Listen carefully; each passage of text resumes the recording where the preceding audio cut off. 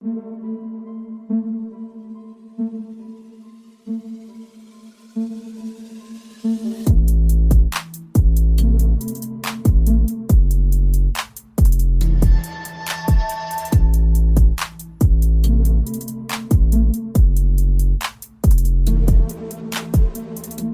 and welcome to the Saban Lee episode of the Hoop Theory Podcast, aka episode 38. My name is Logan Wortman, and this is going to be a bit of a bonus episode since we are here in the finals, and my favorite team is in their first ever NBA Finals. Wanted to try to get my thoughts out before Game 3, my thoughts on Game 2, that is, because, last episode was me and Jacob's thoughts on Game 1, but I wasn't able to actually get it out until after Game 2 had already happened.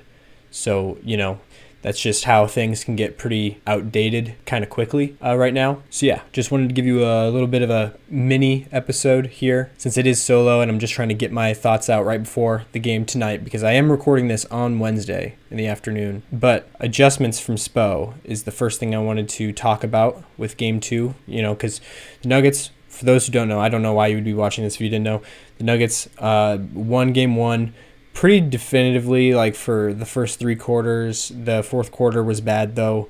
Like we talked about in the last episode, it felt like, to me at least, that Eric Spoelstra and the Heat had bring out the zone against Jokic as kind of like a back pocket card to play down the stretch of the game to throw the Nuggets off their rhythm. And, hopefully the Heat can just get a lot of buckets to go, just kind of really attack that lead that the Nuggets had built up. And that's exactly what they did. And I also think the main reason for the zone was to take the Nuggets out of the Jamal and Jokic two-man game, the pick and roll that's just so deadly and so, it's been the Nuggets offense down the stretch of every single game in this playoffs. And so, they want to throw a look at them that makes it hard to, you can't run a pick and roll against the zone. It just doesn't work, obviously. So, yeah, the thing that I wanted to talk about from Game 1 to Game 2, before I get into anything else of the reasons why the Nuggets lost Game 2, the first things I want to touch on, because I feel like they're the most important, are the adjustments that we did see from Eric Spoelstra. Because, like I said last episode, I didn't want to count out Eric Spoelstra to be able to come up with something else, to throw at Jokic and throw at the Nuggets from the defensive standpoint. But I just, trying to think about the options, I was like, I don't know really what else you would do, but I guess I just underestimated all the different variations of the zone that they can go to, because that is what they changed, which actually I have that listed as my second thing to talk about with the adjustments. So the first thing I want to talk about with the adjustments before we get there is the lineups, the changes that Eric Spoelstra made to the Heat starting lineup, because in Game 1, Aaron Gordon was feasting on the lack of size that the Heat had on the roster, because obviously from the very beginning of the game it was like nobody can guard Jokic other than Bam. So every time in transition, Bam would be glued to Jokic and everybody else would just have to match up. They seemed to not have that same type of rule with, like, Bam is the only one that can guard Jokic with Aaron Gordon. Like, they didn't have Jimmy Butler is the only guy who can guard Aaron Gordon. They didn't have that rule set in stone at first, because multiple times in transition, you'll see, like, if you watch Game 1 again, you'll see Aaron Gordon streaking down the floor and Jimmy Butler, like, pointing somebody else onto him, or, like, Jimmy Butler just going over and manning up with Jamal or and just, like, not taking that assignment. And Aaron Gordon would just feast on that. He had, like, 8 quick points in the first couple minutes of the game by just, bully balling inside on guys like Caleb Martin and Gabe Vincent and Max Strus. So then they figured out, we got to go just Jimmy Butler's the only guy who can guard Aaron Gordon. But then what that did was Jamal. Like, you can't have Butler on Jamal at all. Like, it makes it a lot harder for the flexibility of your defense just overall when, like, Bam has to guard Jokic and Jimmy has to guard Aaron Gordon. And that's where those two guys have to be defensively, because those are their two most talented defensive players, and they're also both very versatile, so they can defend all the other positions. Like, those guys are, like, their best options, the Heat's best option to defend anybody on the Nuggets, really. But they both because there's a couple guys on the Nuggets that nobody else is capable of guarding on their team, on the Heat's team, then that traps Bam and Jimmy in this scenario where they have to stay on those guys. You can't utilize that versatility that they do have by having them guard other players. And also you just have you don't have your best defenders on Jamal or on Michael Porter Jr. maybe if he's catches fire, which he has not. Spoiler alert in these 2 games so far. But yeah, just that kind of a situation. So they what they did end up going with was starting Kevin Love at the 4, defending Aaron Gordon because Kevin Love isn't some defensive stalwart, but he is a big body. He's not going to be bullied by Aaron Gordon inside. So that was the thought there. And it's also not just to, the bigger thing I would say, it's not just not letting Aaron Gordon bully. It's the bigger thing is now you have Butler on Jamal. And that was a big difference, especially early on in the game. That made a huge difference. Like that huge Nuggets run that they went on at the start of the second, I think it was. Whenever Jokic came out. I think Jokic might have played the whole first quarter. So I think it was at the start of the second. And, a lot of people were confused by that, because usually the Nuggets are terrible in the non-Jokic minutes. The playoffs have been a lot better since we've shortened our rotation. So the non-Jokic minutes are mostly starters still, But, this time in this game, the best minutes we had on the floor the whole game were those few minutes there where Jokic was on the bench. But the reason why that is not because Jokic was on the bench. It was because Jimmy went to the bench. And that's when Jamal was able to actually hit some shots and got into, if you're familiar with Jamal's game at all, he's like a rhythm player, rhythm scorer. So once he sees a few shots go down, he'll go into like a flurry. A Murray flurry is what we Nuggets fans call it, where he's hitting a lot of shots. And also it's just kind of infectious for the whole team to see some more shots go in. Everybody kind of catches fire. The team goes on a run type of thing. And that's and I feel like the reason why that started is because Jamal got some easy looks without that suffocating defense from Butler that he had on him the whole first quarter. So I feel like it just so happened to be like a stretch where guys were hitting shots, and that was sparked by Jimmy not being on Jamal. It wasn't really anything to do with Jokic not being in the game. If Jokic was in the game, it would have been an even better run. Yeah, so that was the first adjustment from Spo. The other one was the zone thing that I was talking about, with how I thought, what else could they do other than, because they've already thrown the zone at them. The thing I guess I didn't know really was how much difference, or I guess how many adjustments, how many changes you can make to that Heat zone. I called it in the first episode a funky zone, which I've been calling it for a while, because it's not like a traditional, it's not the same type of zone you'd see from any other team.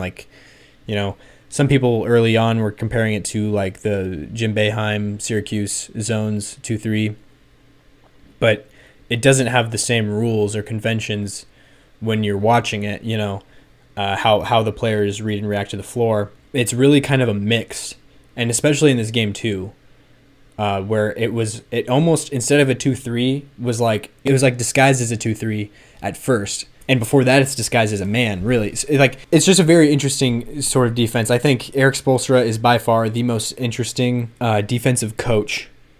Watching his defensive game plans is the most interesting thing in the playoffs for basketball fans. I don't love going against it, but I do respect it for sure. But basically, it's what seemed like the rules to me, at least, with the zone that they pulled out. They did the same type of thing they did last game, where they didn't really show Jokic the zone very much. I think they did maybe a little bit earlier on in this game than they did in game one, but they, for the most part, they waited until crunch time down the stretch, where everybody knows what the Nuggets are going to do, which is going to that Jokic and Murray two-man game.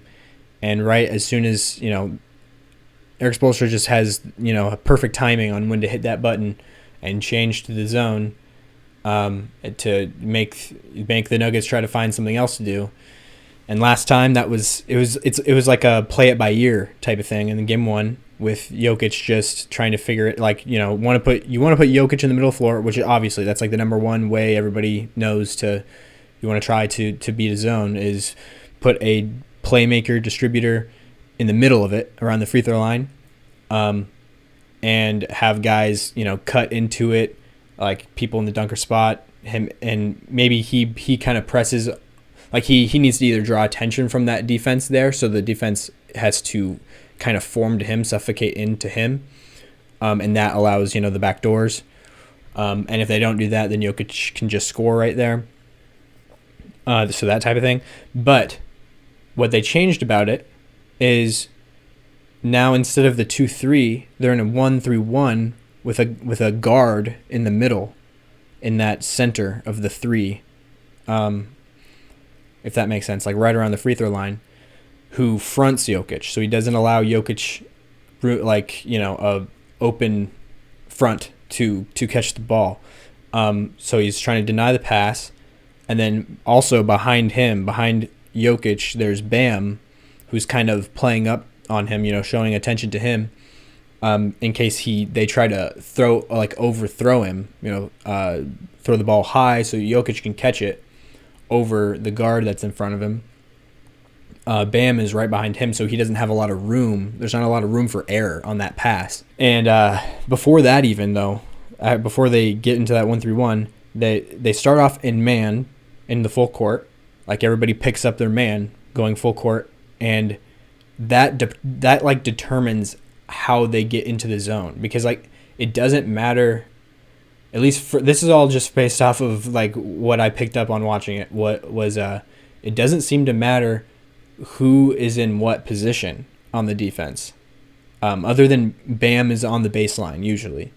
But I think there was some times where Jimmy was down there instead. It depends on where the men, the guys on the other team, guys on the Nuggets, where they were placed, because the guys started off matched up with their guy to stop the ball in transition is the reason why.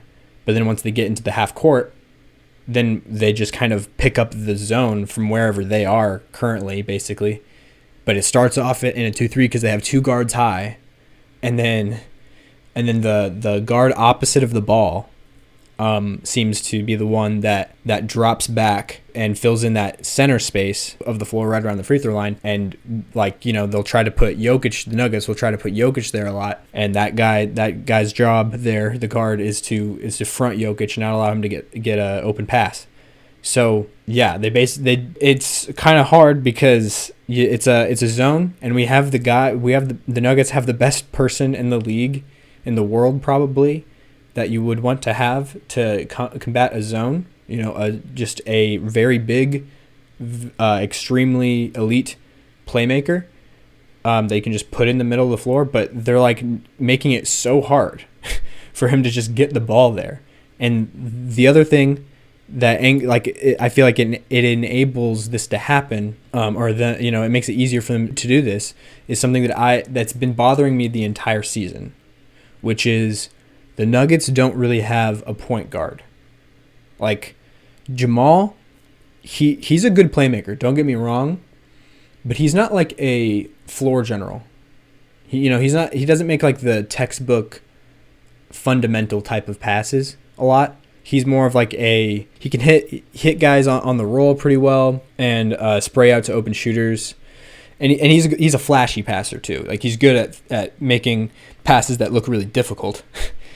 So I feel like he's better of a flashy passer than he is an actual functional passer. But not trying to say he's not a good passer at all. But the thing that I don't think he's great at, but he also is the best person on our team at it, because we don't have anybody that can do this. And this is a kind of a dying art. So don't get me wrong. It's not like the Nuggets are just uniquely incapable of this. It's just the entire NBA. There's not many guys like this anymore. It's usually kind of like the traditional point guards. We had it. I don't feel like I've even said what it is yet, so I should probably do that. It's the entry passes. So throwing the ball into Jokic in the post. That's a unique type of pass that you need to be good at making. And Jamal is the best guy on our team at it, and I don't think he's very good. But like I said, there's not many guys in the league anymore that are good. The reason why I think that is, why it's kind of a dying art, there's not many guys in the league that are good at it, is because the post position in general, the post up as a play, has been a dying art for a while, up until very recently, where all of a sudden Jokic and Joel Embiid are two of the best players on the planet, and that's what their game is. I think what happened was with the 3-point explosion, everybody was just kind of looking for post guys that could shoot and, spread the floor more so than guys with post moves.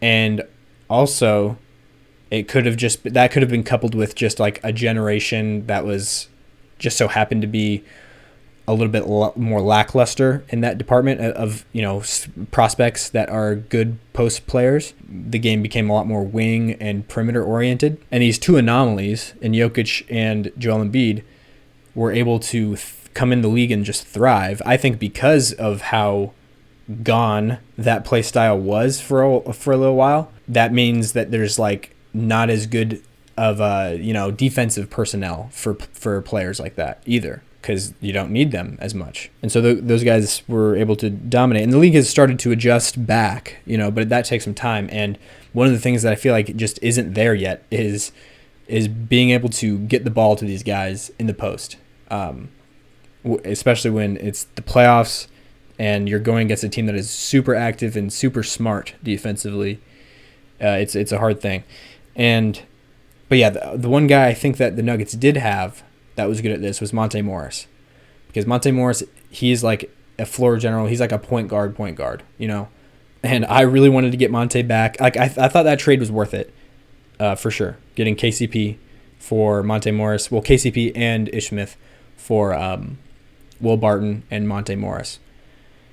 And I think that trade was worth it. But the other thing is, I feel like we could have got Monte Morris back this season. I guess I don't know that for sure, but I feel like we could have enticed somebody with some second-round picks and Bones Highland, who we were going to trade anyways, and we did end up trading anyways for nothing. We traded him for 2 second-round picks, I think, which is nuts. But I wanted the Nuggets to try to go get Monte Morris, because I knew, especially without Bones, we would be very lackluster in the backup guard department, and we would have to be using Bruce Brown as that full-time, which we had already started to do, kind of, with Bones leaving the rotation, with him, feuding with Michael Malone. But Bruce Brown, though, he's not a point guard. He's just not. He has some like nice skills that you might like consider point guard type skills. That's like nice to have, but he's not equipped to be like a commander of the offense, doing the thing that I'm talking about, But Monte Morris is good at that. I think guys obviously like Chris Paul, Ricky Rubio, Rajon Rondo are some guys, that are still in the league that are good at this. Mike Conley, I think, is good at this. So, there's guys out there, but the Nuggets don't have them. And so that is one of the reasons why it makes it easier for the Heat to run this sort of zone where they put a guard in front of Jokic and then have Bam kind of pinching up on behind him to make it as difficult as possible for the Nuggets to get him the ball there. Also, Jokic threw some pretty uncharacteristic turnovers. I think also because of the way the zone is messing them up. And like the fact of them beyond it, just like it's like, oh, they just can't get the ball to him at all. Like the main thing is it takes the Nuggets way longer to get into what they want to get into, because of like the mass confusion that Heat zone wreaks, because like it's constantly changing. Like you think it's something else like 3 different times before it's already, before it is what it will end up being. And even then, it doesn't really stay as a 1-through. I'm very confused on like the rules of it, to be honest. Like what I explained seemed to be loosely like most possessions seems like what happens, but there's a lot of possessions when I was rewatching the fourth quarter today, and I was like, I don't get why the defensive players here are doing what they're doing. Like that doesn't seem like that would be part of the zone, but I don't really get it. It seems to be. I heard Ben Taylor from Thinking Basketball. I think he described it as like there is no rules. Like it's a theory, I think, that there is no rules to the Miami zone. Like it's like the players are reading and reacting, essentially.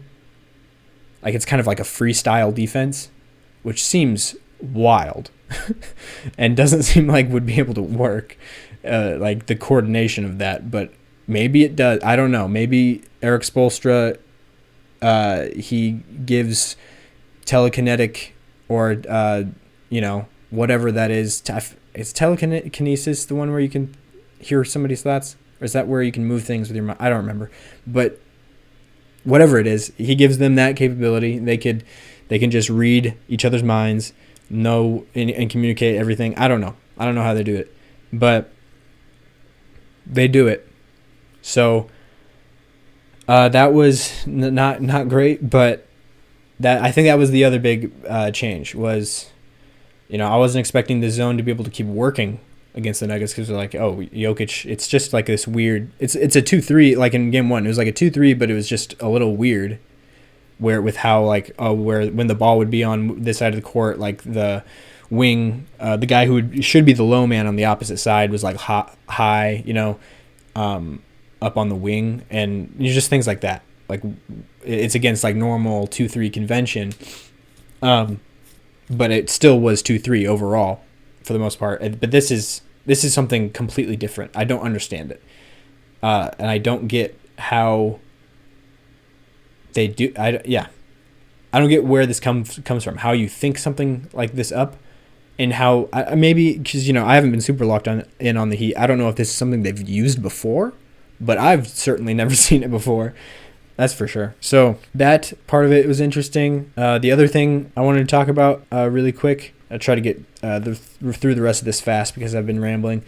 But Eric Spoelstra, how he reacted to Ramona Shelburne saying make Jokic a scorer type thing. And he, went off on her saying that was ridiculous and that's something that the untrained eye would say. Number one, I don't think, people were sharing that around social media like he was roasting her. Like he was like telling her that she is a casual, basically. That's what a lot of people were saying. I didn't pick up on that. I didn't feel like he was acting like she said it. Like the way she said it was, this might be oversimplifying things, but people say, something like that. Like she didn't frame it like it was her opinion, and I didn't feel like he was saying it like it was her opinion because he said people, the people who say that are they have an untrained eye, something like that. He wasn't really directing it at her, but people were acting like he did, number one. But number two, I don't know if I totally agree with him either, which I'm not, you obviously, if you're somebody who doesn't know what to think and you're trying to weigh who you should listen to between me and Eric Spoelstra, definitely listen to Eric Spoelstra. I'm not saying listen to me, but I'm just trying to, I was trying to understand it. What he meant by that. Like I saw JJ Redick posted a video, who also is a smarter person than me with basketball. He posted a video that was, the title of it was something around the lines of like he agreed with Eric Spoelstra, and I watched it because I was trying to figure out why, like what does he mean, and I came away from it agreeing with what JJ was saying, but it doesn't really mean, but like to me, he didn't discount that like the make Jokic a score is like a key cog of the game plan, because it is. It might not be like from that it might be indirectly a part of the game plan, but it is still within, because the point of what JJ Redick laid out, at least of what they're doing for the most part, is like there's a lot of attention being played on those other guys. You're trying to limit everybody else on the team, because if Jokic is getting everybody else involved and other people are catching fire, then you can't beat the Nuggets. And so is that the same thing as saying make Jokic a score? It kind of is, because what are you saying when you say make Jokic a score? You're meaning you want him, you're going to make him score one-on-one. You're not going to show him extra attention, because you want to key in and not allow the guys to get plays off of him, to get open three-point looks, to get cuts at the basket, to get all of that stuff that goes off of Jokic. You just want him to have no other choice other than to put the ball on the floor and back down Bam and try to post up, which he's very good at, but the Nuggets offense is going to be slightly less efficient doing that, because the main reason why is because you'll only get 2 points on the plays that you make the shot on. There's a big difference between a 2-pointer and a 3-pointer.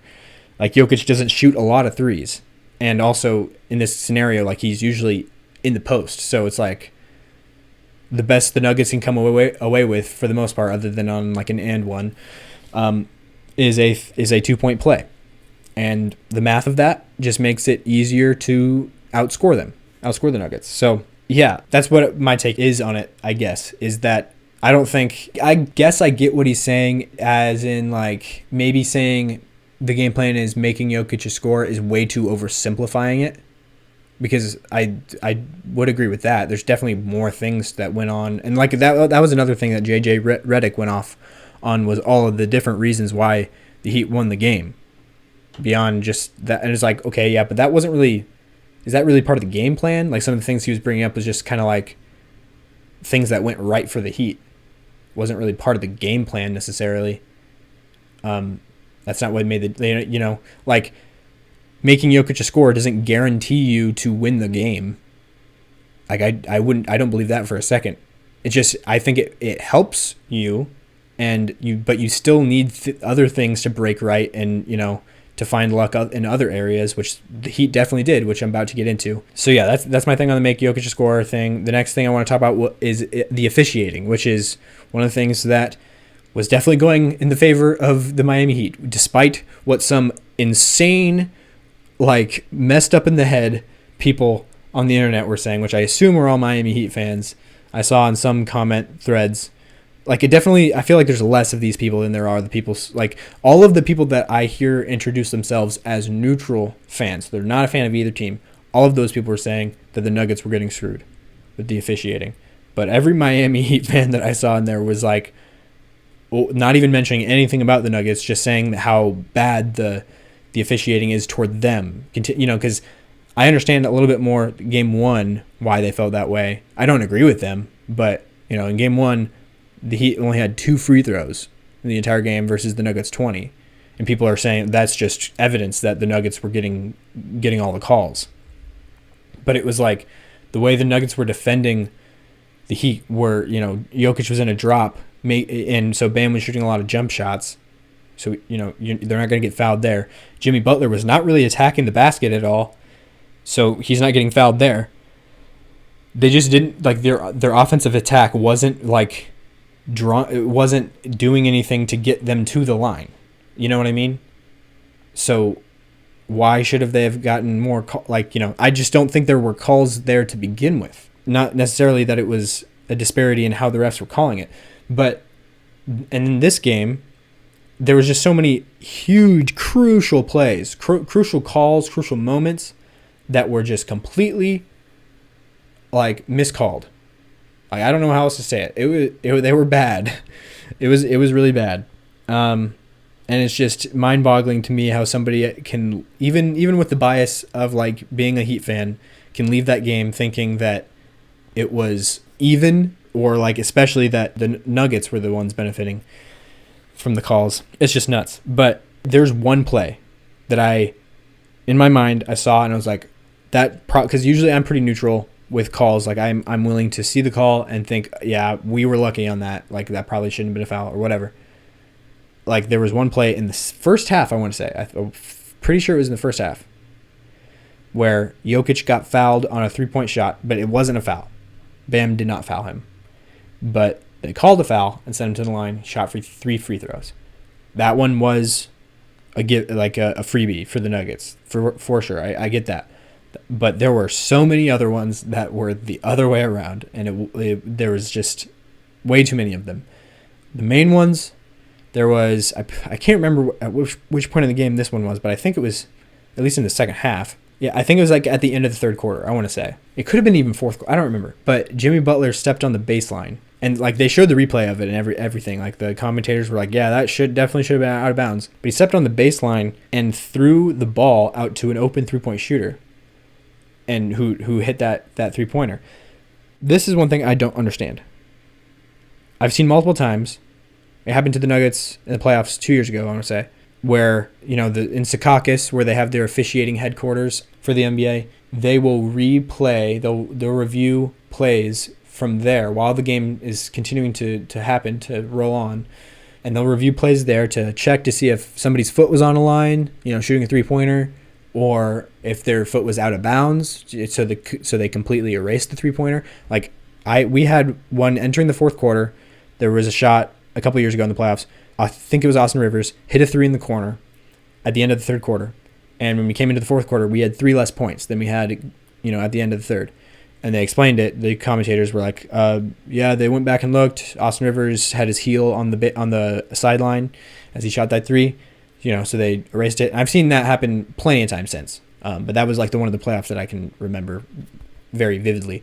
But for some reason they can't do that for the player that passed the ball to the person who shot the shot. I guess it doesn't extend to that player for some reason. And then the really big one that I think most people noticed was the Bam goaltending Jamal's floater, and that one was like with 2 minutes left in the game, something like that. I want to say it was pretty late in the game, and I think the Nuggets were down by 3 at that point. I want to say also, or maybe it could have been tied.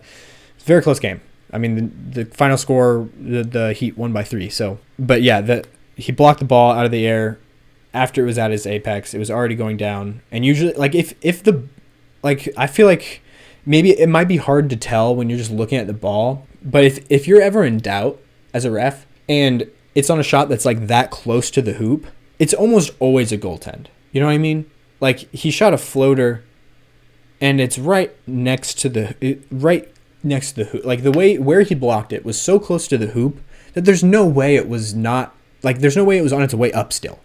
There's no way. And if you know anything about physics, the ball is always either on its way up or on its way down. There's no in between.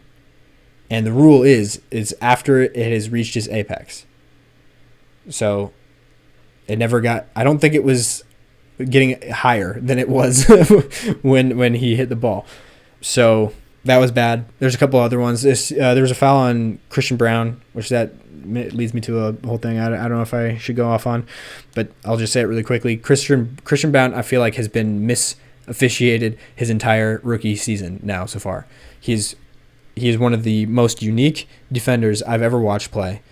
The way he especially in transition, like is backpedaling, or sometimes like the one that this was on, he was running to stop a play in transition, and he at the perfect time just jumps straight, like the most straight up contest you'll see in your life, especially from a guy who's running full speed.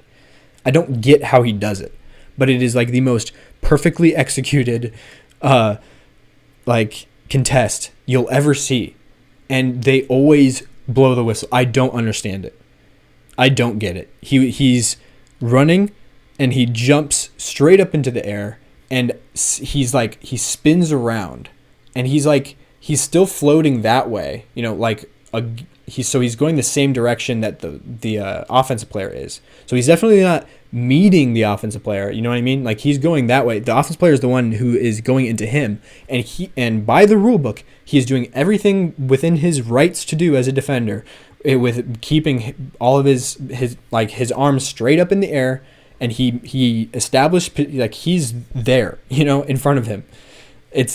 I don't get it. I don't get how you can call it, like he doesn't touch his arm, he doesn't touch anything on him. All that happens is Jimmy Butler he makes contact with Christian Brown's chest, which is completely vertical and in legal guarding position. I don't understand it. That's happened like almost every game Christian Brown has played this season, where I right away I'm like, oh my gosh, I'm like, holy cow, how did he do that? And then they blow the whistle. I'm like, why? I don't get it. But that one of those happened, for old time's sake, I guess. And then there was a Jokic offensive foul in the fourth quarter, pretty late, which was Gabe Vincent tripped him, and then he's falling and puts his hands down to brace he puts his hand on Gabe Vincent, and they call it as he's pushing him over, even though he was the one that was tripped. And then the other thing was, I heard recently, I think I heard it today actually, that John Goble, one of the refs there, who called that particular foul and a few of these other ones that I mentioned, made a few of these other missed calls. He went to high school with Udonis Haslem from the Heat.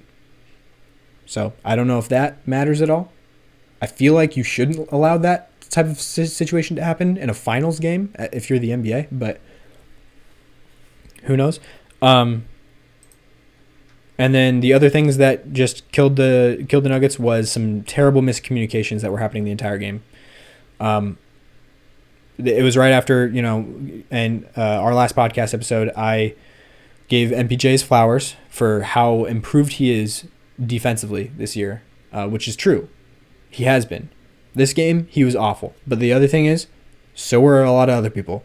KCP was terrible this game. Like, he's very, very good. I would say he's one of the best defensive small wings in the NBA. But we all have our off games, I guess, because he was not good in game 2. And neither of those guys were good offensively either. Bruce Brown and Christian Brown had a few of these moments. Christian Brown, like I've said, is a great defensive player. But there's just so many miscommunications that I just am like, how is this happening? Why? You guys have been playing with each other this entire year. I've never seen this many miscommunications defensively.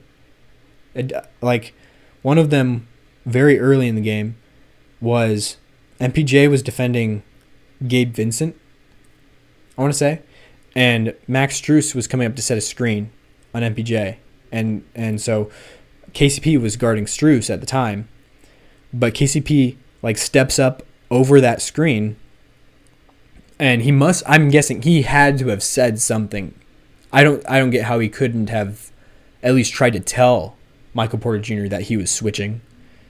But he stepped up over that screen and he was switching onto Gabe Vincent, and I'm guessing he was trying to let MPJ know what he was doing, so MPJ could follow Strus, who slipped the screen over to the corner. But both of them stayed with Gabe Vincent for some reason, and Vincent threw the ball to wide open Max Strus in the corner, and it hit a wide open shot. And that was a guy who really struggled in game 1. And you're giving him open looks to get back. And this he's paid money in the NBA to be a 3-point shooter. That's the reason he's in the NBA. It was just dumb. And that set him up for a good game. I'm pretty sure that was the first one he hit, I want to say. But he had 4 made threes in the first quarter. He was 4 for 7 in the first quarter after going 0 for 10 in game 1. So that was not good. But there was a few other plays like that happened. Bruce Brown with CB. This was 2 plays in a row. I don't know if they were right in a row, but they were pretty close together. But it was the same action on both of them, where Duncan Robinson is coming off a screen over in the corner with Gabe Vincent, I want to say. Yeah, Gabe Vincent, I think it was. And so sometimes when he comes off that screen, he'll come up. I don't remember what that screen is called. There's a name for it. Anyways, but when he comes off that screen, a lot of times Duncan Robinson will run up to Bam, who's holding the ball. That's where the ball is up at the top of the key elbow area. He'll run up to Bam to get the handoff to curl around him. But sometimes he reads the defense to see how the defense is playing him. Sometimes when he comes around that first screen, he'll just curl and cut straight to the basket, and that's what he did. And Christian Brown was following him around that screen, and I just think, and JJ Redick, this is something that he said about this play when he highlighted it, which was when he was in the NBA, every team that he'd ever played for, all of them taught this rule that on those types of screens, on those plays, you switch that no matter what every time, especially when it's a 3-point shooter because that's the guy that is usually in that kind of a play, is a 3-point shooter who's coming off that type of a screen. So you always switch that because you don't want one of them to get an open shot or an open cut. But yeah, so Bruce Brown did switch it. Christian Brown kept following Duncan Robinson. He was on his back, but he kept following him. He didn't switch on to Gabe Vincent. And then Gabe, got the ball obviously in the corner for a wide open shot.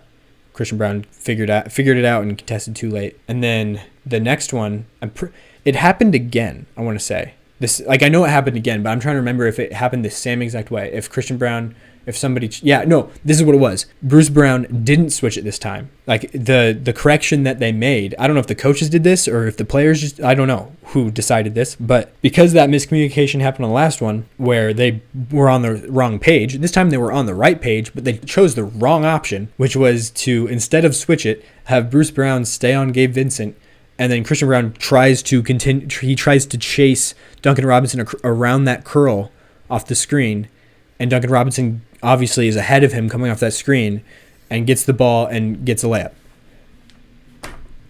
What the heck?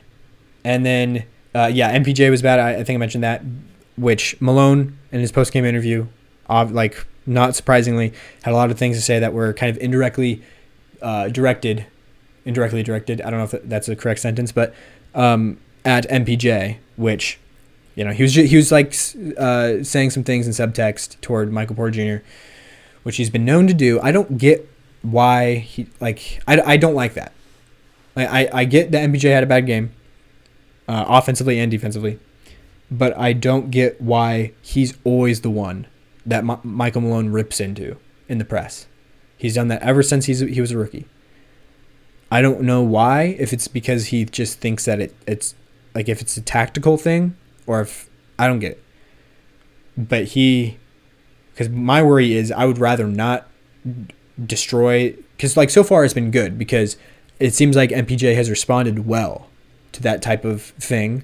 Like he's taken those lumps and you learned to on what to grow with it on, he's used them to grow. But now, I'm just worried that it's not always going to be like that. If he'll at some point take too much, he might get to a point where he's like, dude, I've changed I've grown so much as a player, I know that I'm not the only one out here making mistakes.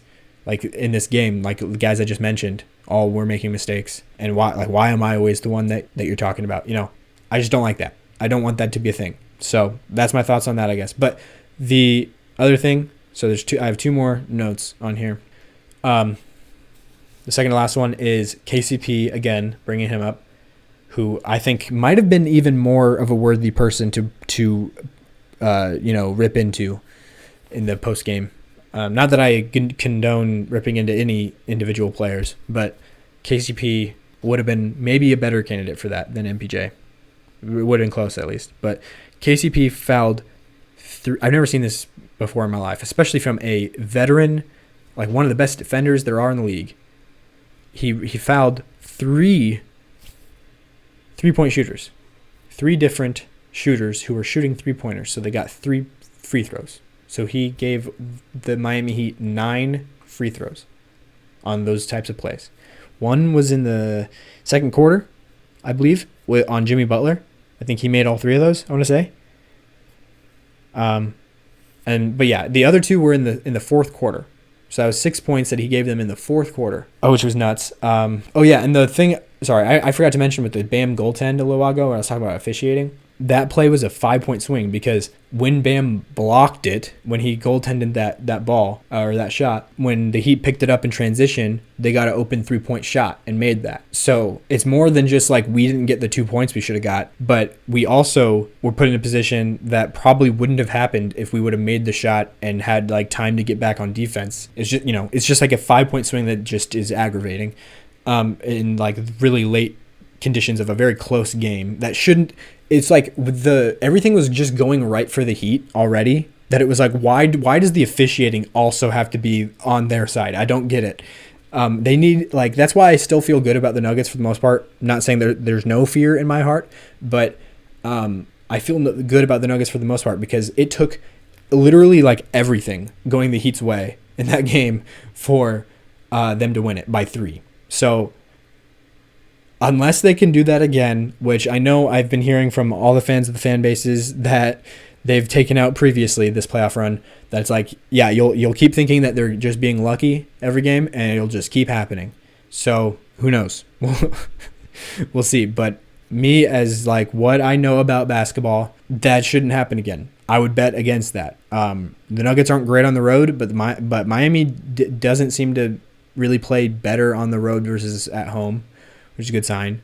Nuggets are just a better. I don't think there's a person in this world that would tell you the Heat are a better team than the Nuggets. So we should be good. But yeah, the last thing I want to mention was Jamal. So this whole playoff series or playoff run, really, the thing that I've seen the opposing teams pick up on, this is what we should do to Jamal, is pressure him full court, because Jamal, he's our only reliable ball handler for the most part in full court. And that's why we sometimes have Jokic even bring up the ball as a 7-footer. But Jamal's he's our only real ball handler, and he's also the guy that is taking.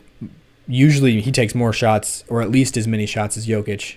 He's working a lot on the offensive end, and usually the other teams are trying to hunt him on the defensive end, so he's doing a lot of work there too. So he plays the most minutes on our team. We play him more than anybody because we don't have a backup for him, which is the other reason why I wish we had Monte Morris right now. But so they pick him up full court to put pressure on the ball at all times. Dennis Schroeder is one of the best guys in the league at that. That's who did it to him in the Lakers series.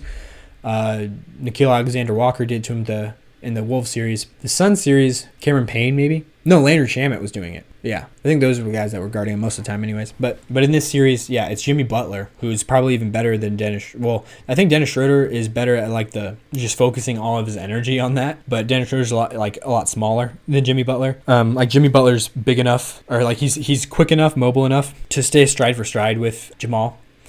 And he's also bigger than Jamal. So yeah, not a great combination. But yeah, hopefully that isn't something that continues to go bad for the Nuggets too, is Jamal's like out of gas in the fourth quarters in these games so far. But yeah, hopefully the Nuggets can pull this one out. I went a lot longer than I wanted to. But yeah, I'll try to get this one uploaded for you guys, or for my sake at least. I don't know.